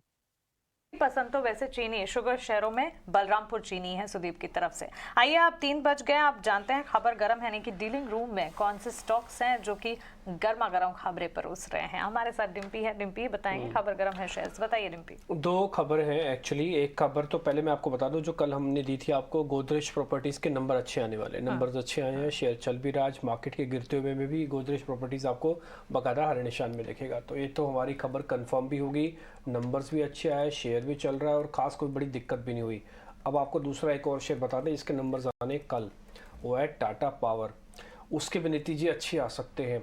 और हमारे पास जो जानकारी है, ना केवल नतीजे अच्छे आने की बल्कि कंपनी के अंदर कुछ फंड बाइंग की भी खबर आती हुई दिख रही है। अच्छा, ये हमको पता कैसे लग रहा है कि कुछ फंड्स बाय कर रहे हैं या फिर नहीं कर रहे? 2 चीज़ों से, फर्स्ट इसका डिलीवरी डाटा थोड़ा बड़ा है पिछले 3-4 दिनों में, और दूसरा इसका वॉल्यूम बड़ा है। अगर आप इसका वॉल्यूम चेक करेंगे तो अमूमन 33 लाख शेयरों का ट्रेड होता रहा, लेकिन ठीक नंबर से पहले ये करीब 60 लाख से ज़्यादा शेयरों का ट्रेड इसके अंदर हो रहा है। एक और बात, ये शेयर एक हफ्ते में 2.5% चला है। ये ज़्यादा इंपॉर्टेंस ये नहीं है कि 2.5% चला है, ज़्यादा इंपॉर्टेंट ये है कि अपनी नंबर से पहले अपनी रेंज के कंफर्ट जोन में आ गया। ये 200-202 के नीचे वीक है, 200-202 के ऊपर ये स्ट्रॉन्ग है, और अभी आप देख रहे हैं इसका भाव चल रहा है 203 रुपये 55 पैसे। तो ये सारे इंडिकेटर ये कह रहे हैं कि कल के लिए एक बेहतरीन स्टॉक हो सकता है जो टिपिकली डीलिंग रूम में चल रहा है। ये तो है पहला शेयर। दूसरा शेयर है, अभी राजेश सर को ही मैं कोट करते बोलूँगा और प्रियंका को भी कोट करते बोलूँगा। इन्होंने स्टार्टिंग में कहा कि सरकारी कंपनीज में अच्छी बाइंग हो रही है। वो सच बात है, सरकारी कंपनीज के अंदर आज और कल पिछले दो दिन से काफ़ी स्ट्रांग बाइंग है, और कुछ ऐसा लग रहा है कि एक एक शेयर को पकड़ के चला रहे हैं कि आज इंजीनियर्स इंडिया तेरी बारी है तो आज पहले तू चलेगा, फिर ऐसा लग रहा है कि आज फिर दूसरे शेयर की बारी है। इसी कड़ी में अगर ऐसा ही चलता रहा तो IRCTC भी चल सकता है, क्योंकि हमारे पास जो इंफॉर्मेशन है कुछ पैसा IRCTC को भी चेज कर रहा है, वो भी री रेटिंग का कैंडिडेट हो सकता है। तो इसलिए IRCTC पे भी ध्यान रखिएगा, और फंड्स की तरफ से यहाँ पर भी खरीदारी है। तो ये दोनों ही शेयर्स, एक तो टाटा पावर कहने को प्राइवेट कंपनी है लेकिन काम उसका सरकारी जैसा है, और दूसरा एक सरकारी टिपिकली सरकारी कंपनी जिसका काम थोड़ा प्राइवेट जैसा है, वो है IRCTC। ये दोनों के पीछे अब काफी हद तक funds I agree with you. IRCTC पे इनफैक्ट आप टेक्निकली भी चार्ट चेक लेंगे ना डिम्पी, तो आपको स्ट्रॉन्ग मिलेगी सेंस, क्योंकि पिछले 2-3 दिन पहले आई थिंक लास्ट वीक हम बात कर रहे थे IRCTC पे भी एक व्यू बन रहा था कि अब बैंक जिस तरह से रेल स्टॉक चल रहे हैं IRCTC चलेगा। ठीक है, हम ये दोनों स्टॉक्स को रडार पर रखेंगे। नंबर्स आपको नंबर्स का इम्पैक्ट आपने टाटा पावर बताया, राइट? Yes, टाटा पावर और दूसरा IRCTC। इसी कड़ी में अगर हमें दूसरे सरकारी सेक्टर की बात करनी है या फिर कहाँ पर और मोमेंटम पॉसिबल है, तो NBCC को एक बार चेक करते हैं। क्षितिज, क्या NBCC के चार्ट पे यहाँ से आप प्लस करने की रिकमेंडेशन देंगे? देखिए प्रियंका, यहाँ पे अगर एनबीसीसी की बात करें तो स्टॉक ऑलरेडी डाउन साइड से 32 रुपए से रैली लेता हुआ 40-42 रुपए की भाव पे यहाँ पे ट्रेड करता दिखाई दे रहा है। देखिए टेक्निकली स्टॉक में काफी स्ट्रॉन्ग हर्डल देखने को मिला है चार्ट पे 42 रुपीज के आसपास। तो यहाँ पे मैं थोड़ा कंडीशनल बाय करने की सलाह दूंगा। 42 रुपीज के ऊपर यहाँ पे अगर ब्रेकआउट आता है तो वहां पे मोमेंटम कैच कर सकता है स्टॉक 45 रुपीज तक। बट फिलहाल के लिए यहाँ पे थोड़ा सा मुझे लगता है रेजिस्टेंस फेस कर रहा है। बट यस, इसका ये मतलब नहीं है कि स्टॉक का पैटर्न यहाँ पे खराब है। स्टॉक का पैटर्न बिल्कुल पॉजिटिव साइड पे है। तो सलाह रहेगी किसी भी डिप पे यहाँ पे स्टॉक के अंदर बाइंग करने की सलाह रहेगी। जैसे कि मैंने बताया स्टॉक ट्रेड कर रहा है 40.5 रुपए के आसपास। अगर आपको 39.5 या 39 रुपए के लगभग यहाँ मिलता है तो मुझे लगता है वहां पे आप 38 के स्टॉप लॉस के साथ बिल्कुल बाय करके चल सकते हैं। बट एज ऑफ नाउ 42 को एक काफी स्ट्रॉन्ग हर्डल चार्ट्स के ऊपर देखने को मिल रहा है। वैसे आप कंडीशनल बाय करेंगे, इसे 42 रुपए के ऊपर बाय करेंगे, ठीक है। लेकिन इस बीच जहां अच्छा शॉर्ट कवरिंग का बाउट दिख रहा है आपको, वोल्टास जैसे स्टॉक में भी दिख रहा है। वोल्टास में अच्छे खासे शॉर्ट्स बने हैं, क्या ये अब कवर करने का टाइम है? Sudeep, please unmute yourself and then response. 100, so no worry. Voltas में मुझे नहीं लगता अभी फिलहाल की शॉर्ट्स कवर करने चाहिए, बिकॉज जो हिसाब से एक बड़े ट्रेजेक्टरी का फॉल है और स्टॉक ने फिर से एक बार मार्च में भी एक बार एक स्विंग फॉल हमने 900 के लेवल से हमने देखा है कि स्टॉक अभी ये ऑलमोस्ट 780 790 के लेवल तक आके रिटेस्ट करके रिबाउंड कर रहा है। बट ओवरऑल मुझे लग रहा है जब तक 835 का एक रेजिस्टेंस स्टॉक पे है जो कि इसके 100 DMA के बहुत करीब है, तो मुझे लग रहा है जब तक ये क्रॉस नहीं कर पाता है स्टॉक तब तक एक फिर से ऊपरी स्तरों से सेलिंग प्रेशर आ सकता है। और फिलहाल अगर हम ये देखें कि पिछले 5-6 दिन में जब मार्केट में इतना अच्छा तेजी का माहौल था तभी भी यहाँ पे एक हल्का सा भी बाउंस बैक नहीं आ पा रहा है और स्टॉक में हर एक ऊपरी स्तरों से सेलिंग प्रेशर आ रहा है। मुझे लग रहा है फिलहाल मार्केट इसको चेस करने के मूड में नहीं है मार्केट पार्टिसिपेंट्स। एंड यहाँ इससे ज्यादा कहीं अच्छे स्टॉक्स, मतलब अगर हम हेवल्स का भी जो ब्रेकआउट डिस्कस हमने किया था, हेवल्स है, वर्लपूल है, यहाँ पे एक अच्छा बाय बनता है और वोल्टास को मुझे लगता है स्किप कर देना चाहिए हमें। हैवल्स पर खरीदारी का मन बनाया जा सकता है, वोल्टास को वॉच लिस्ट में रखा जाए, इस वक्त अवॉइड करने की राय फिलहाल मिलती हुई। लेकिन SBI कार्ड्स कंपनी के नतीजे और नतीजों के ठीक बाद स्टॉक में हम देख रहे हैं अच्छा खासा अपमूव देखने को मिला है। क्षितिज, आपसे राय चाहेंगे। रेवेन्यूज में तो बढ़ोतरी करीब 30-32% की देखने को मिली थी, अच्छे नंबर्स थे और तब से स्टॉक में अच्छी बढ़त भी दिखी है। यहाँ से क्या पोजिशन और ज्यादा अपसाइड की नजर आ रही है? मानसी, यहाँ पे आपने एक अच्छा स्टॉक पिक किया SBI कार्ड का। इनफैक्ट स्टॉक ने एक अच्छा खासा बेस बिल्डअप कर लिया डाउन साइड में 730-735 के लगभग, और वहां से एक स्टेडी मूव के साथ स्टॉक यहाँ पे 785 की तरफ मूव करता दिखाई दे रहा है। अब जो स्टॉक में अगर हम टेक्निकल बात करें तो एक इमीडिएट हर्डल देखने को मिल रहा है स्टॉक में 800 रुपए का। बट मुझे लगता है जिस तरीके का मोमेंटम और जिस तरीके के लोअर लेवल्स पे वॉल्यूम्स देखने को मिले थे, यहाँ पे कहीं ना कहीं एक लॉन्ग बिल्डअप होता दिखाई दे रहा है प्राइसेस के अंदर। तो यहाँ पे मुझे लगता है कि स्लो एंड स्टेडली स्टॉक 820 825 की तरफ मूव करता दिखाई देगा। अभी फिलहाल स्टॉक ट्रेड कर रहा है 785 के लेवल्स के अराउंड। तो मुझे लगता है ट्रेडिंग के पर्सपेक्टिव से काफी अच्छा स्टॉक पैटर्न, चार्ट पैटर्न बन के निकल रहा है। यहाँ पे मैं सलाह दूंगा लॉन्ग बैट करने की एसबीआई कार्ड के अंदर। ट्रेडिंग स्टॉप लॉस यहाँ मेंटेन करने की जरूरत है 755 रुपए के नीचे। अपसाइड में जैसे कि मैंने बताया 820 तक के पोजिशनल लेवल्स मैं यहाँ पे एक्सपेक्ट करूंगा स्टॉक के अंदर। तो एसबीआई कार्ड के अंदर बिल्कुल पॉजिटिव नजरिया निकल के आता है। वरुण, बेवरेजेस आज तो हम कमजोरी देख रहे हैं, लेकिन पिछले 6 महीनों में स्टॉक अच्छा खासा चला है, करीब 25 से 30% तक के रिटर्न से दे गया है स्टॉक। तो ऑन अ पोजिशनल बेसिस थोड़े शॉर्ट टर्म के लिए नजरिया बना करके आप इस पर राय देंगे या खरीदारी गिरावट में एक बार एंट्री पॉइंट बनता हुआ दिख रहा है इस वक्त वीबीएल पर? देखिए मानसी, यहाँ पे अगर वीबीएल की बात करें तो स्टॉक ने काफी अच्छा परफॉर्मेंस आता दिखाई दिया है। बीते कई हफ्तों से, बीते कई महीनों से स्टॉक ने एक स्टेडी मूव देखने को मिला है। Lower higher highs higher bottom kind of a pattern can be seen on the chart, but current level से मुझे लगता है यहाँ पे रिस्क रिवॉर्ड थोड़ा फेवर नहीं कर रहा। तो अगर किसी के पास ऑलरेडी पोजीशन है तो उनको मैं सलाह दूंगा कि थोड़ा प्रॉफिट यहाँ पे लॉक करें। स्टॉक में से थोड़ी सी पोजीशन को हल्की किया जा सकता है, बिकॉज एक काफी टाइम से एक प्रॉफिट बुकिंग ड्यू है स्टॉक के अंदर। तो लोअर लेवल से मुझे लगता है एक बार 1400 के लेवल्स को स्टॉक नीचे डाउन साइड में ब्रेक करता है तो फिसल के कहीं ना कहीं प्रॉफिट बुकिंग के चलते 1320 तक फिसल सकता है। तो एक बार को प्रॉफिट बुक करने की सलाह रहेगी, और अगर फ्रेश पोजीशन बनानी है तो लोअर लेवल्स की वेट करना बिल्कुल यहाँ पे फायदेमंद रहेगा। वरुण, बेवरेजेस पे भी एक रिकमेंडेशन आपको मिल गई है। अब दो ऐसी कंपनीज के बारे में चर्चा करेंगे जिसके नंबर्स आने हैं। दोनों में कॉमन चीज़ ये है कि दोनों ही टू व्हीलर सेगमेंट की है, और एक और चीज़ है कॉमन। वो कॉमन ये है कि उसमें हमारी जो सहयोगी हैं सृष्टि, वो इसी सेक्टर को कवर करती है, वो भी कॉमन ही है। तो अलग अलग सेक्टर के नहीं है, एक ही सेक्टर के दो शेयर हैं। सृष्टि, तो आप बताओ किससे शुरू करोगे? टीवीएस से शुरू करोगे कि हीरो मोटोकॉर्प से? चॉइस आपकी है।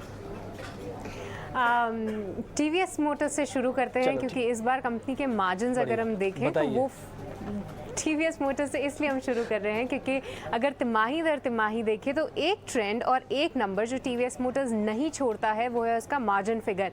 आप कोविड देख लीजिए या फिर उसके बाद की रिकवरी, हमेशा कंपनी ने अपने 10% के मार्जिन्स कहीं ना कहीं मेंटेन किए हैं, और इस बार भी 10% से ज़्यादा ही मार्जिन्स आने की उम्मीद है। पर अगर हम तिमाही दर तिमाही या फिर साल दर साल देखें तो लगभग सपाट ग्रोथ इनके मार्जिन्स पे देखने को मिलेगी। 10.1% हमारी उम्मीद है, तो ये काफ़ी इंपॉर्टेंट एक बेंचमार्क बन गया है टीवीएस मोटर्स के लिए, जो कि देखना है। इसके अलावा कंपनी की इस बार वॉल्यूम्स की बात करें, जिसका असर इनके बाकी के नंबर्स पे भी पड़ेगा, तो यहाँ पे इनकी वॉल्यूम्स में बहुत ज़्यादा सुधार देखने को नहीं मिला है, क्योंकि जैसा कि हम जानते हैं इनकी एक्सपोर्ट्स वॉल्यूम जो है इस बार बहुत ज़्यादा सपोर्टिव नहीं रही थी। जी हाँ, कंपनी ने प्राइस हाइक्स भी लिए थे, जिसका असर इनकी आय पे अगर हम देखें तो लगभग सपाट ही देखने को मिलेगा। अगर तिमाही दर तिमाही देखें तो यहाँ पे 6527 करोड़ हमारी उम्मीद है कि कंपनी अपनी आय घोषित कर सकती है। EBITDA में भी लगभग सपाट ग्रोथ 660 करोड़ के आसपास ये आंकड़ा आना चाहिए, और आखिरी में प्रॉफिट के फिगर पे 350 करोड़ हम उम्मीद लगा के चल रहे हैं। तो टीवीएस मोटर्स कहीं ना कहीं जो चीज़ें हैं वो फैक्टर इन होती हुई नजर आई हैं। पर आगे अगर हम देखें तो ईवी ग्रोथ को लेकर कंपनी की क्या स्ट्रैटेजी सामने निकल कर आ रही है और एक्सपोर्ट्स को लेकर क्या आउटलुक है, इस पे खासी नजर रहेगी। अब बात करते हैं हीरो मोटोकॉर्प की। यहाँ पे भी बहुत ज़्यादा सुधार नहीं देखने को मिला है इनकी वॉल्यूम्स में। अगर तिमाही दर तिमाही देखें तो मामूली सी 2% की ग्रोथ है। ऐसे ही कुछ उम्मीदें कंपनी की आय से भी लगाई जा रही हैं। 2.5% बढ़त की उम्मीद है तिमाही दर तिमाही 8230 करोड़ पे। कंपनी के मार्जिन्स में सुधार आप देख सकते हैं, क्योंकि यहाँ पे प्राइस हाइक्स भी लिए थे, वॉल्यूम्स भी थोड़ा सा सपोर्ट करती नजर आई। जो प्रीमियम बाइक्स थी उनकी सेल्स थोड़ी बेहतर थी, तो 12.2% उम्मीद लगाई जा रही है मार्जिन फ्रंट पे। और आखिरी में मुनाफे के फिगर में 762 करोड़ हमारी उम्मीद है, जो कि तिमाही दर तिमाही करीब 7.5% की बढ़त होगी। तो दोनों ही कंपनीज के नतीजों से बहुत ज़्यादा शानदार उम्मीदें तो नहीं है, पर जी हाँ, आगे की ग्रोथ आउटलुक, क्योंकि टू व्हीलर इंडस्ट्री बहुत अच्छी रिकवरी फेज नहीं दिखाई है, आउटलुक को लेकर क्या कमेंट्री आती है इस पे खासी नजर रहेगी। अच्छे से आपने बता दिया दोनों कंपनीज के बारे में कि बहुत ज़्यादा एक्साइटमेंट रखने की ज़रूरत नहीं है। कमेंट्री क्या आती है, ई व्हीकल्स को लेकर क्या बोलते हैं, आगे चल के वॉल्यूम ग्रोथ कैसे आती है, ये सब कुछ भी नोटिस करना होगा। सिर्फ प्रॉफिट, रेवेन्यू, मार्जिन और EBITDA, इन 4 नंबर से काम नहीं चलेगा, साथ ही कमेंट्री भी चाहिए। राजेश सर, नंबर आपने भी सुन लिए, मैंने भी सुन लिए। सर बताना आपको है, करना क्या है? देखिए, अगर टू व्हीलर्स की बात की जाए तो हमारी पहली पसंद इस पूरे सेक्टर में बजाज ऑटो की रहती है। बजाज ऑटो के चूंकि नंबर आ चुके हैं, इसलिए सबके सामने है। ग्रोथ बहुत अच्छी आई और हमें लगता है कि आने वाले दिनों में और भी अच्छी परफॉर्मेंस हो सकती है, न केवल डोमेस्टिक से बल्कि उनके जो अंतर्राष्ट्रीय कारोबार है उनको लेकर के भी, बावजूद इसके कि कई जगह उनके निर्यात बंद हो गए हैं, लेकिन फिर भी मुझे लगता है कि जिस तरीका से वो एग्रेसिवली नए लॉन्चेस कर रहे हैं, नए मार्केट्स पकड़ रहे हैं, ईवी में फैल रहे हैं, तो मुझे लगता है कि यहाँ पे बिल्कुल ध्यान देनी चाहिए। कम से कम 4800-4900 रुपए के टारगेट के लिए। अगर जो 2 रिजल्ट सृष्टि ने डिस्कस किए उसमें कोई एक को चुनना हो तो मैं समझता हूँ टीवीएस मोटर ज्यादा बेहतर पड़ता है। जैसे वो सृष्टि ने भी बताया कि मार्जिन्स पे उनकी बहुत अच्छी पकड़ रहती है, मेंटेन करते हुए चलते हैं। इस बार हो सकता है कि उतना बढ़त मार्जिन में नहीं दिखे, लेकिन मैं समझता हूँ जिस तरीके से रॉ मटेरियल के प्राइसेस में डाउनटेक आई है, वो देखते हुए आगे तिमाहियों में बेहतर नतीजे, बेहतर मार्जिन की उम्मीद की जा सकती है। बिल्कुल, ये राय आपको दोनों ही ऑटो स्पेस से जुड़ी कंपनियों के नतीजों के पहले मिल चुकी है, फंडामेंटल आउटलुक और साथ ही नतीजों के अनुमान। लेकिन डिफेंस एंड एरोस्पेस प्ले की अगर बात करें, वैसे ब्रॉडर इंडेक्सेस में अच्छा एक्शन दिख रहा है और इसमें डिफेंस की जहां हम बात करते हैं, क्षितिज, सबसे पहला नाम तो हिंदुस्तान एरोनॉटिक्स का सामने आता है, लेकिन BEL के स्टॉक को भी देखिए, 2-2.25% तक की तेजी यहाँ पर नजर आ रही है, अच्छी मजबूती के बीच। कल भी शेयर का जिक्र हमने किया था, पिछले 4 ट्रेडिंग सेशन में स्टॉक ने अच्छी खासी तेजी दिखाई है। दोनों के चार्ट चेक कीजिए और कहां पर मोमेंटम ज्यादा बढ़ता हुआ दिख रहा है आपको। यहाँ पे मानसी, अगर हम दोनों स्टॉक्स को कंपैरेटिव बेसिस पे देखें तो इनफैक्ट दोनों के ही स्टॉक्स चार्ट्स काफी ज्यादा अच्छे हैं। HL की बात करें तो लोअर लेवल से एक वी शेप रिकवरी देखने को मिली है स्टॉक के अंदर। वहीं अगर हम लोग BL की बात करें तो इनफैक्ट जिस दिन से स्टॉक 100 रुपए के घर के अंदर एंटर किया, यानी कि 100 रुपए लेवल के ऊपर सस्टेन करना शुरू करा है, वहां से एक अच्छा मोमेंटम कैच करता दिखाई दे रहा है। बट स्टिल मुझे लगता है यहाँ पे BL के अंदर अभी भी काफी पोटेंशियल है रिस्क रिवॉर्ड के हिसाब से। अभी मुझे लगता है ऊपरी स्तरों पर टेस्ट करने का काफी ज्यादा दमखम रखता है। तो यहाँ पे अगर कंपेरेटिव बेसिस पे देखें तो BL would be my preferable bet to go long from here on. 106 रुपए के लगभग यहाँ ट्रेड कर रहा है। जैसे कि मैंने बताया, रिस्क रिवॉर्ड काफी अच्छा फेवर कर रहा है। यहाँ पे मेरे को लगता है ट्रेडिंग बेट ली जा सकती है करंट लेवल्स पे भी। डाउन साइड में 102 रुपए के एक स्टॉप लॉस मेंटेन करके, अप साइड में 112 से लेके 115 तक के टारगेट प्राइस के लिए लॉन्ग बेट लेने की यहाँ पे सलाह रहेगी BL के अंदर। तो चार्ट्स दोनों स्टॉक के पॉजिटिव है, but comparatively BL is looking better as per momentum. आपको BEL बेटर लग रहा है, ये भी फिर सरकारी कंपनियां हैं, अच्छी बाइंग आपको दिख रही है इन सभी स्टॉक्स में। लेकिन अब BTST ट्रेड्स ले लेते हैं जाने से पहले, क्योंकि आप जिस तरह की रिकवरी देख रहे हैं, बैंक्स तो पूरी तरह ऑलमोस्ट रिकवर हो गए आज। BTST ट्रेड्स क्या लॉन्ग्स के ही होंगे सुदीप? जी, BTST ट्रेड्स लॉन्ग के होंगे। मुझे लग रहा है जो हिसाब से स्टॉक बढ़ रहा है अभी, जैसे जैसे मार्केट में हम देख रहे हैं कि लार्ज कैप्स में जैसे ICICI बैंक है, कोटक बैंक है और HDFC बैंक है, यहाँ पे एक अच्छा बाइंग हो रहा है। तो मुझे लग रहा है मैं लार्ज कैप के साथ ही जाना चाहूंगा ICICI बैंक। और ICICI बैंक में अगर आज हम देखें लोअर लेवल से एक बहुत शानदार रिकवरी दी है, 911, 912 के लेवल से। और स्टॉक का पिछले 7-8 दिन का ट्रेंड भी बहुत अच्छा है, एक कंसोलिडेशन के साथ राइजिंग पैटर्न हम देख पा रहे हैं। तो मुझे लग रहा है जो हिसाब से आज स्टॉक एक्शन दे रहा है, मुझे लग रहा है कल ये गैप अप ही ओपन होगा। एंड 912 के स्टॉप लॉस से 938, 942 के टारगेट्स के लिए हम BTST ICICI बैंक लेके जा सकते हैं। BTST में आप ICICI बैंक बता रहे हैं, डाबर बता रहे हैं, डाबर के इनफैक्ट नंबर्स भी आने हैं और अच्छा मोमेंटम प्ले आप उसमें देख रहे हैं। अभी थोड़ी देर पहले क्षितिज भी डाबर पर बात कर रहे थे, तो ये कुछ स्टॉक्स हैं जो आपको रडार पे रखने चाहिए। क्षितिज से भी समझ लेते हैं। क्षितिज, बैंक्स और साथ ही FMCG में जहां रिजल्ट का एक्शन हो सकता है, वो तो अभी सुदीप भी डिस्कस कर रहे थे, आपके BTST ट्रेड्स क्या होंगे? कुछ देर पहले हम लोग केमिकल स्टॉक्स के ऊपर चर्चा कर रहे थे, तो मुझे लगता है यहाँ पे पिछले आधे घंटे में हम लोग जब बात कर रहे थे तो मैंने स्क्रीन पे देख रहा था, तो केमिकल स्टॉक्स के अंदर यहाँ पे थोड़ी सी बाइंग होती दिखाई दे रही है आखिरी आधे घंटे में। तो कल के लिए मुझे लगता है केमिकल स्टॉक्स के ऊपर फोकस बना के चल सकते हैं। तो दोनों ही स्टॉक मेरे BTST ट्रेड रहेंगे और दोनों ही केमिकल स्पेस में से रहेंगे। पहला रहेगा टाटा केमिकल का स्टॉक, यहाँ लगभग 995 के करीब यहाँ ट्रेड करता दिखाई दे रहा है। और अगर हम लोग टेक्निकल चार्ट पे बात करें तो स्टॉक ने एक बार वी शेप रिकवरी देखने को मिली है डेली चार्ट्स के ऊपर और अपने सभी अहम मूविंग एवरेजेस के ऊपर स्टॉक सस्टेन करता दिखाई दे रहा है। तो टाटा केमिकल के अंदर यहाँ पे लॉन्ग बेट करने की सलाह रहेगी। स्टॉक ट्रेड कर रहा है लगभग 995 के आसपास, यहाँ ट्रेडिंग स्टॉप लॉस मेंटेन करने की जरूरत है 965 के नीचे। अपसाइड में मुझे लगता है 1030 से 1040 के लेवल स्टॉक में देखने को मिल सकते हैं। दूसरा जो स्टॉक रहेगा वो रहेगा दीपक NTR का। देखिए, दीपक NTR की अगर बात करें तो बीते कई हफ्तों में स्टॉक एक अंडर परफॉर्मर रहा है, क्योंकि केमिकल स्पेस में ओवरऑल हम लोगों ने इतना एक अच्छा रनअप आता नहीं देखा। बट करंट लेवल्स पे जिस तरीके मोमेंटम स्टॉक्स में देखने को मिल रहा है और दीपक NTR में एक अच्छा ब्रेकआउट देखने को मिल रहा है, with a rise in volumes, तो मुझे लगता है मोमेंटम 2000 रुपए की तरफ बहुत जल्दी मूव कर सकता है। दूसरी बेट रहेगी as a BTST Deepak NTR, trade कर रहा है स्टॉक 1950 के लगभग, ट्रेडिंग स्टॉप लॉस मेंटेन करने की जरूरत है 1920 रुपए के नीचे, अपसाइड में मुझे लगता है 2000 रुपए और उसके ऊपर भी यहाँ पे स्टॉक निकल सकता है पोजिशनली। तो दोनों ही स्टॉक जो रहेंगे as a BTST, both the stocks are from the chemical space. NTR यानी कि दीपक नाइट्रेट की जहाँ तक बात है ना, फंडामेंटल और टेक्निकल्स दोनों का व्यू पॉइंट है। और मैं बता दूं, हालांकि मेरे पास तीसरे खबर भी दे सकते थे हम खबर गर्म सेगमेंट में, अगर वो रहती तो वो यही शेयर ही था, दीपक नाइट्रेट ही। ये बड़ा इंटरेस्टिंग पॉइंट है कि टेक्निकल्स, फंडा, इंस्टीट्यूशनल, ये एक ही जगह पर आप जब आके रुक जाते हैं, या तो कुछ बड़ा होता है या तो शेयर फ्लॉप होने जा रहा होता है। लगता है कि शेयर बड़ा कुछ हो सकता है। इसी खबर के हिसाब से अब एक डाबर के बारे में भी व्यू पॉइंट ले लेते हैं। ऑलरेडी टेक्निकल्स उन्होंने तो उसको पास कर दिया कि आप लेके जाओ, BTST भी कर सकते हो।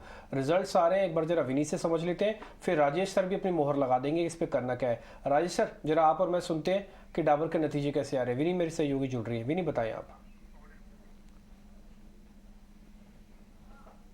ग्रोथ एक्सपेक्टेड है यहाँ पे, आई में सिर्फ 6% की ग्रोथ एक्सपेक्टेड है ईयर ऑन ईयर बेसिस पे, प्रॉफिट्स में अराउंड 23% की ग्रोथ, और मार्जिन में थोड़ी कंट्रैक्शन और प्रेशर ये टाइम भी एक्सपेक्टेड है, क्योंकि जो इंटरनेशनल बिजनेस है वहाँ पे करेंसी हेडविंड्स है, उसकी वजह से थोड़ा प्रेशर बना रहेगा मार्जिन पे, और एड स्पेंस एक्सपेक्टेड है कि वो इंक्रीज हो गए, तो उसका भी प्रेशर आता है ऑपरेटिंग मार्जिन पे, और उसकी वजह से कॉन्ट्रैक्शन एक्सपेक्टेड है EBITDA मार्जिन पे। EBITDA मार्जिन 17.2%, तो 80 बेसिस पॉइंट की कॉन्ट्रैक्शन एक्सपेक्टेड है ईयर ऑन ईयर बेसिस पे। उसके अलावा जो ग्रोथ की बात करें तो ये डोमेस्टिक ग्रोथ में, डोमेस्टिक बिजनेस में लार्जली ग्रोथ आएगा फूड बिजनेस में, जबकि हेल्थ सप्लीमेंट बिजनेस और हेयर केयर बिजनेस में बेस काफ़ी हाई था Q4 FY22 में, तो उसकी वजह से वो थोड़ा इम्पैक्ट रहेगा और वहाँ पे सबड्यूड ग्रोथ ही एक्सपेक्टेड है। उसके अलावा मैंने ऑपरेशनल अपडेट आया था, तो वहाँ पे कंपनी ने ऑलरेडी हाईलाइट किया हुआ था कि सिक्वेंशली तो इम्प्रूवमेंट दिख रही है रूरल ग्रोथ में, पर अभी भी रूरल के जो वॉल्यूम्स है वो अभी भी म्यूटेड है, अर्बन के वॉल्यूम थोड़े पॉजिटिव साइड में गए हुए हैं। तो ये कमेंट्री आगे अभी करंट सिचुएशन क्या है वहाँ पे कुछ कमेंट्री अगर मैनेजमेंट देती है तो ये एक इंपॉर्टेंट फैक्टर है वॉच आउट करने के लिए।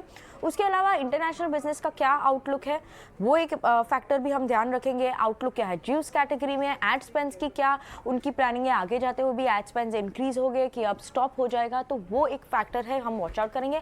और भूलिए मत ये पहला क्वार्टर है जब से डाबर ने इंटीग्रेट किया हुआ है बादशाह मसाला को, तो अक्वायर करने के बाद, तो ये पहला क्वार्टर वो होगा, तो उसकी वजह से ये भी एक इंपॉर्टेंट फैक्टर है, हम वॉच आउट करेंगे।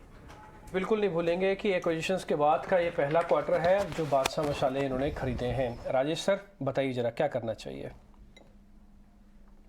वक्त अवॉइड की सलाह दूंगा। शॉर्ट टर्म में हो सकता है कि ट्रेडिंग अपॉर्चुनिटीज हो, but as a fundamental analyst मैं समझता हूँ कि इससे बेहतर ऑप्शंस मार्केट में उपलब्ध है। खास करके इसी स्पेस की अगर बात की जाए तो पहली पसंद तो हमारी बरसों से ITC ही रही है और अभी भी कंटिन्यू कर रहे हैं। उसके अलावा ब्रिटानिया और मैरिको पे नजर रखी जा सकती है। डाबर में ट्रेडिंग अपॉर्चुनिटीज हो सकती है कि आए, लेकिन जैसा विनी भी बता रही थी रूरल में कोई खास मूवमेंट दिख रही नहीं है। आने वाले दिनों में भी कोई विशेष हमें ऐसा उम्मीद नहीं है कि बहुत जल्दबाजी में कोई बहुत ज्यादा इंप्रूवमेंट हो जाएगी। तो इस वक्त मैं समझता हूँ अवॉइड ये करना चाहिए। ठीक है, तो ये डाबर पर व्यू रहा, आप अवॉइड करना चाह रहे हैं, लेकिन ना इस बीच आप जाते जाते भी देखें तो बैंक से पूरी तरह रिकवर होते हुए दिख रहे हैं बैंक, HDFC बैंक को। और इनफैक्ट जो थोड़ी दूसरी तेज़ी आपको दिख रही है वो FMCG के लार्ज बिगीज जो हैं उनमें तो मूव है ही।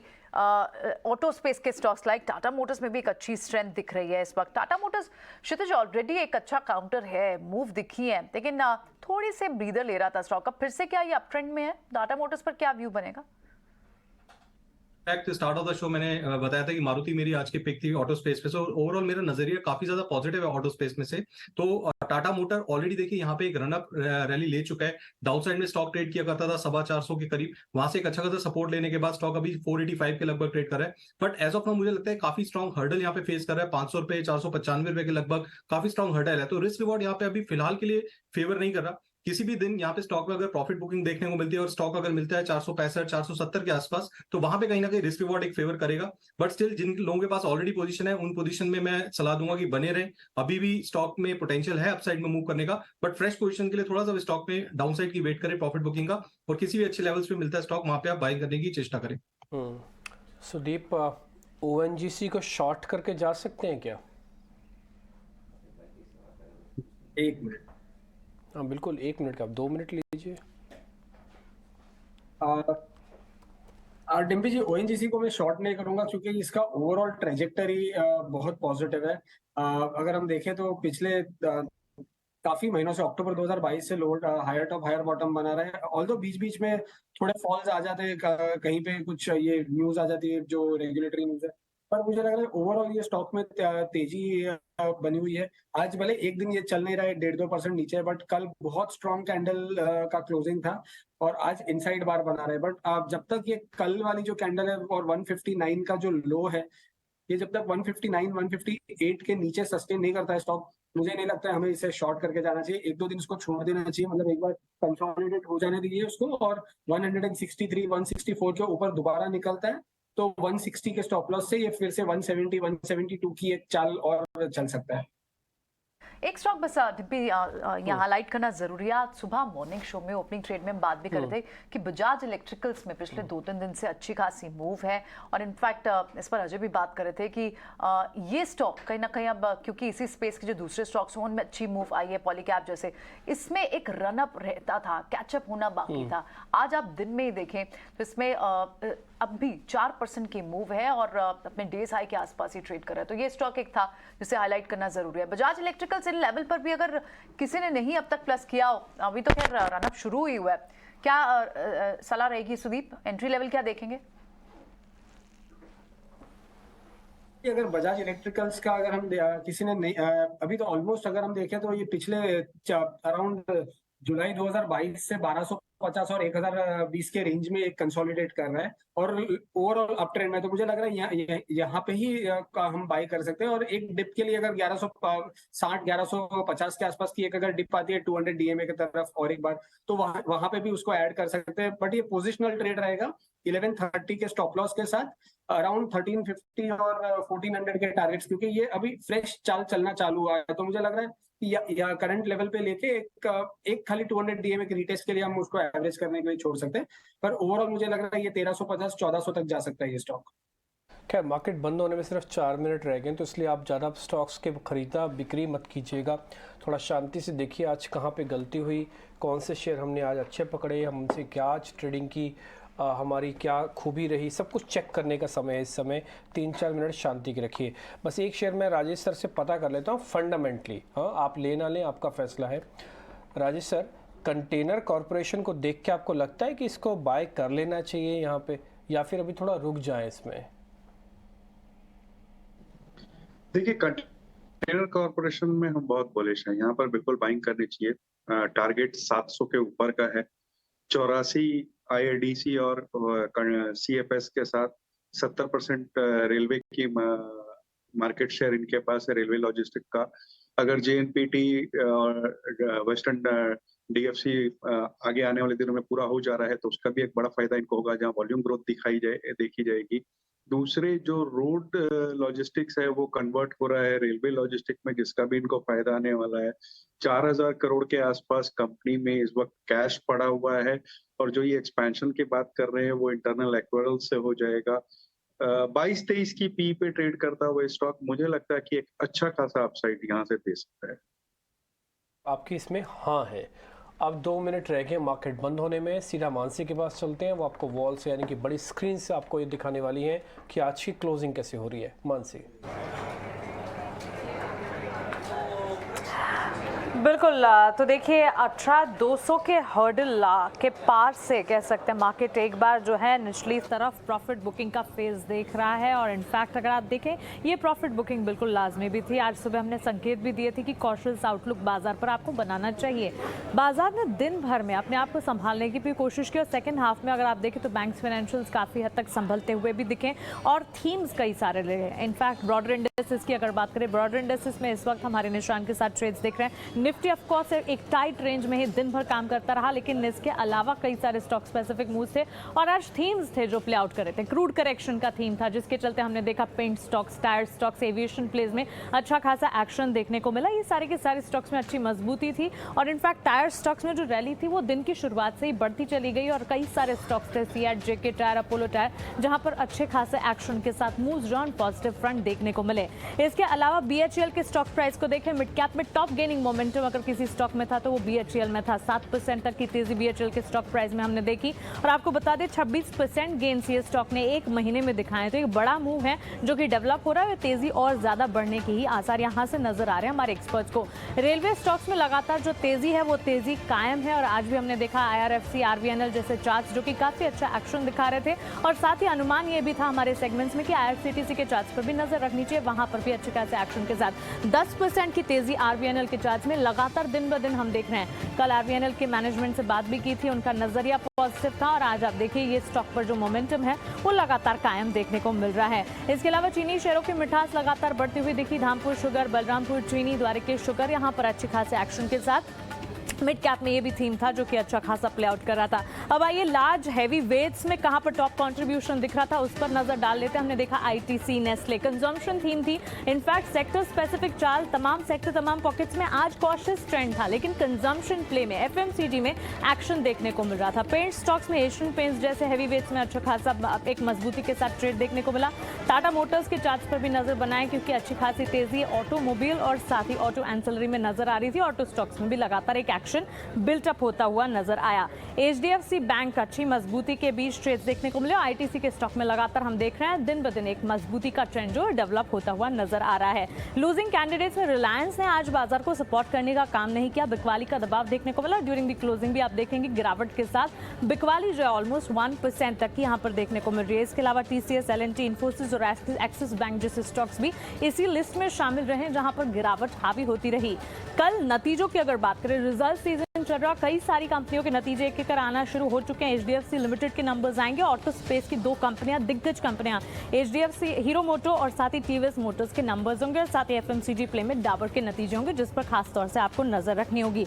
कल एक बड़ा अनाउंसमेंट जो फेड के अनाउंसमेंट आज देर रात आता हुआ दिखेगा, उसका एक इफेक्ट भी है जो कि कल सुबह बाजार में ग्लोबल सेंटिमेंट्स में भी देखने को मिलेगा और उसका इवेंचुअल इंपैक्ट आप देखेंगे भारतीय बाजार पर भी। और इस बड़े इवेंट से ठीक पहले आज हमने देखा वॉलेटाइल सेशन देखने को मिला, लेकिन फाइनल क्लोजिंग आपकी स्क्रीन पर 18,000 के लेवल्स के आसपास 18,082 पर निफ्टी क्लोज होता हुआ। सेंसेक्स 61,200 के इर्द गिर्द और साथ ही बैंक निफ्टी में दिन भर की वॉलेटिलिटी के बाद संभलने की कोशिश में कामयाबी मिली 43,287 के लेवल्स। चलिए क्लोजिंग कॉल्स को हम यही समेट रहे हैं, लेकिन ET Now स्वदेश पर खबरों का सिलसिला लगातार जारी है। आप बने रहें हमारे साथ। नमस्कार।